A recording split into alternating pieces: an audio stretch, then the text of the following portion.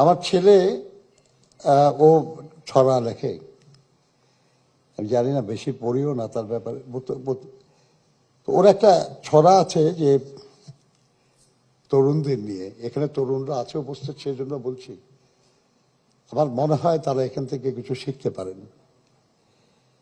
ছড়াটা এমন: জি হুজুরের মার্কা গায়ে কেমন করে সাঁটি, রক্ত দিয়ে কেনা আমার বাংলাদেশের মাটি, সেই মাটিরই আমরা ফসল, নোংরা শেকড় বাকর না, মুখের উপর বলতে শিখুন আমরা কারো চাকর না।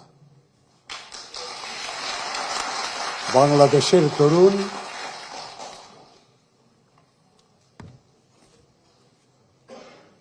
দুঃসাহসের বারুদ দিয়ে মস্তিষ্ক ভরুন।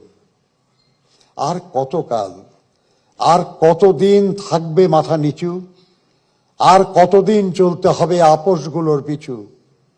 নতুন মগজ, নতুন পেশি, নতুন দিনের ঢেউ তুলতে পারে এমন তুফান নেই কি কোথাও কেউ।